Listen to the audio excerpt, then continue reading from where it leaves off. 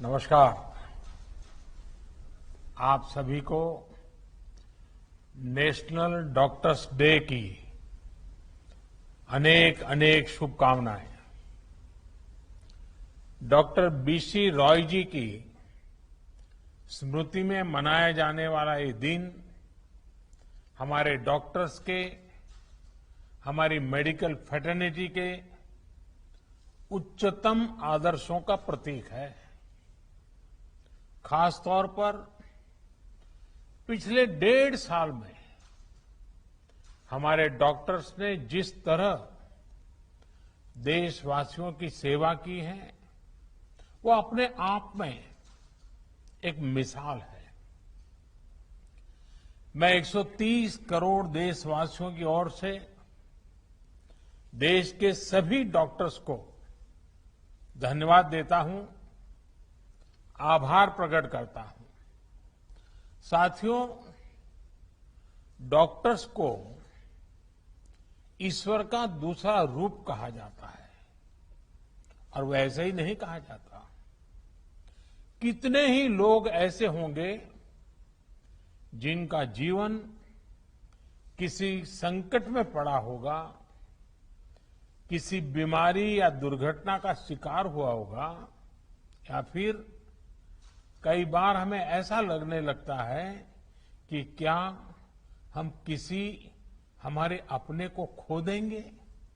लेकिन हमारे डॉक्टर्स ऐसे मौकों पर किसी देवदूत की तरह जीवन की दिशा बदल देते हैं, हमें एक नया जीवन दे देते हैं। साथियों, आज जब देश कोरोना से इतनी बड़ी जंग लड़ रहा है तो डॉक्टर्स ने दिन रात मेहनत करके लाखों लोगों का जीवन बचाया है। ये पुण्य कार्य करते हुए देश के कई डॉक्टर्स ने अपना जीवन भी न्यौछावर कर दिया। मैं जीवन आहूत करने वाले इन सभी डॉक्टर्स को अपनी विनम्र श्रद्धांजलि अर्पित करता हूं और परिवार के प्रति अपनी संवेदना व्यक्त करता हूं। साथियों, कोरोना से लड़ाई में जितनी चुनौतियां आई, हमारे वैज्ञानिकों, डॉक्टर्स ने उतने ही समाधान तलाशे, प्रभावी दवाइयां बनाई। आज हमारे डॉक्टर्स ही कोरोना के प्रोटोकॉल्स बना रहे हैं, उन्हें लागू करवाने में मदद कर रहे हैं।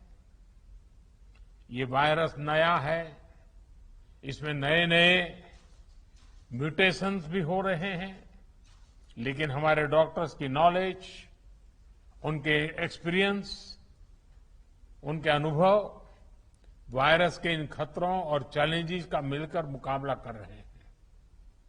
इतने दशकों में जिस तरह का मेडिकल इंफ्रास्ट्रक्चर देश में तैयार हुआ था, उसकी सीमाएं आप भली भांति जानते हैं।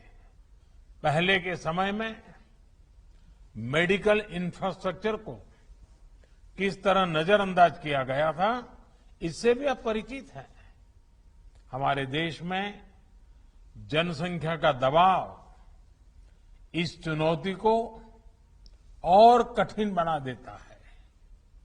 बावजूद इसके कोरोना के दौरान अगर हम प्रति लाख जनसंख्या में संक्रमण को देखें, मृत्यु दर को देखें, तो भारत की स्थिति बड़े बड़े विकसित और समृद्ध देशों की तुलना में कहीं संभली हुई रही है। किसी एक जीवन का असमय समाप्त होना उतना ही दुखद है, लेकिन भारत ने कोरोना से लाखों का जीवन बचाया भी है।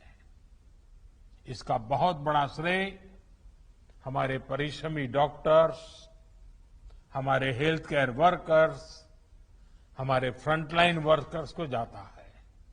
साथियों, ये हमारी सरकार ही है जिसने हेल्थ केयर पर सबसे अधिक बल दिया है।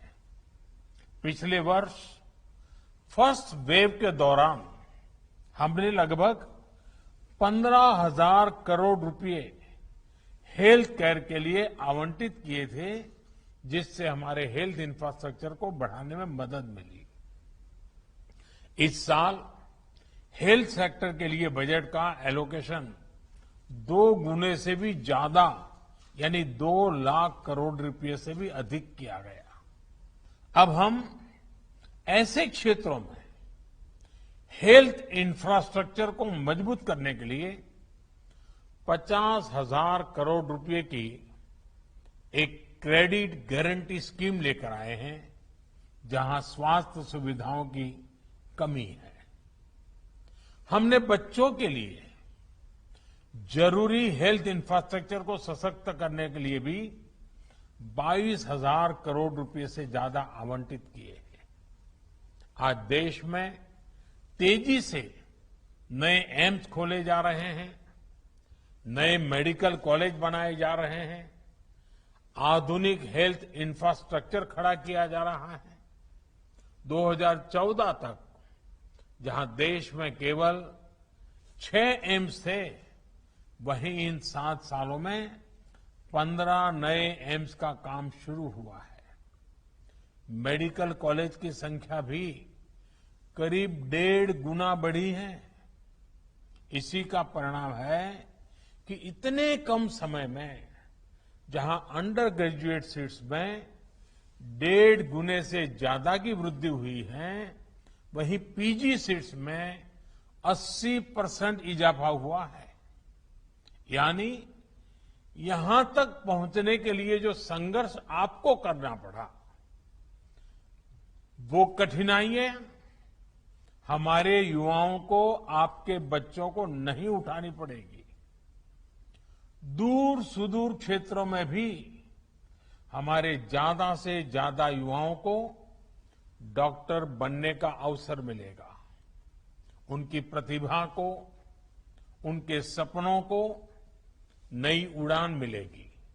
मेडिकल सेक्टर में हो रहे इन बदलावों के बीच डॉक्टर्स की सुरक्षा के लिए भी सरकार प्रतिबद्ध है। हमारी सरकार ने डॉक्टर्स के खिलाफ हिंसा को रोकने के लिए पिछले वर्ष ही कानून में कई कड़े प्रावधान किए हैं।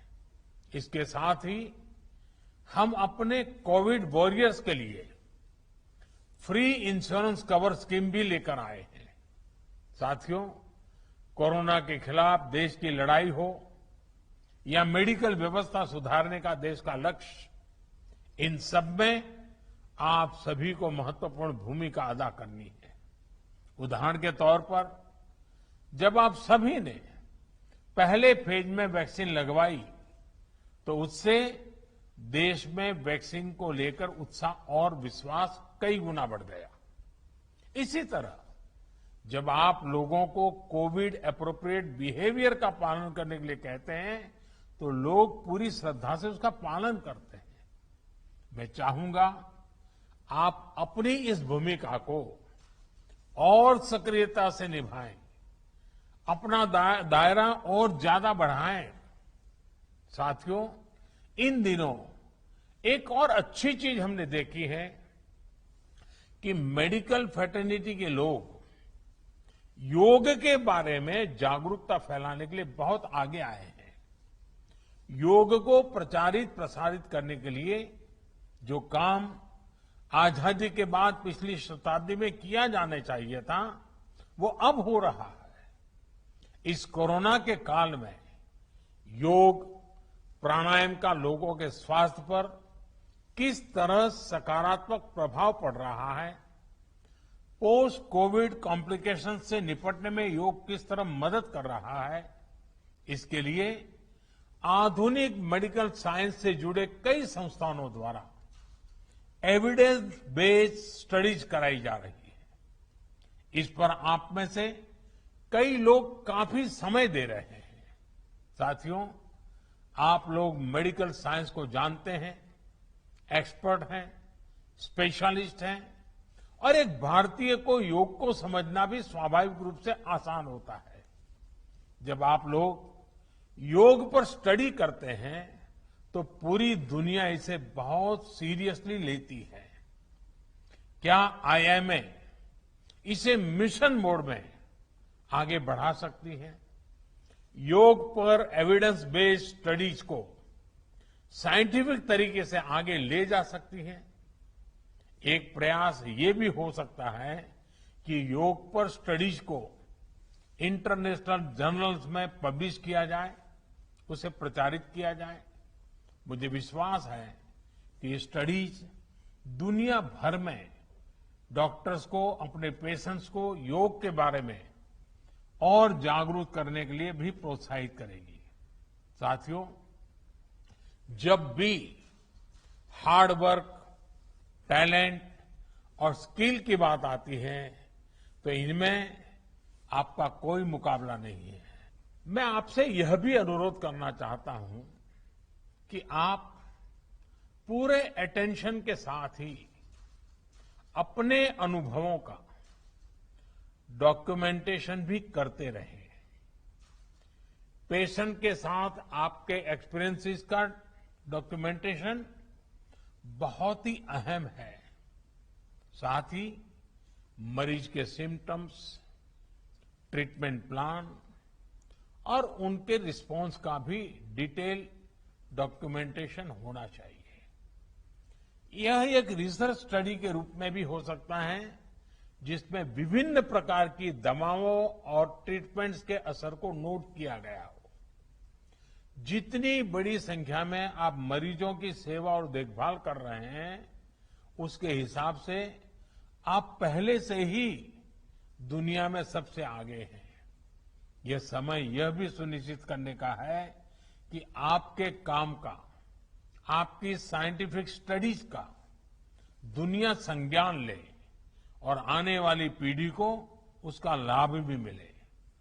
इससे दुनिया को जहां मेडिकल से जुड़े कई जटिल सवालों को समझने में आसानी होगी, वहीं उसके समाधान की दिशा भी मिलेगी। कोविड की यह महामारी इसके लिए एक अच्छा स्टार्टिंग पॉइंट हो सकता है। वैक्सीन किस प्रकार से हमारी मदद कर रही है, किस प्रकार से अर्ली डायग्नोसिस का लाभ मिल रहा है और एक पर्टिकुलर ट्रीटमेंट किस प्रकार से हमारी सहायता कर रहा है, क्या हम इसको लेकर ज्यादा से ज्यादा स्टडीज कर सकते हैं?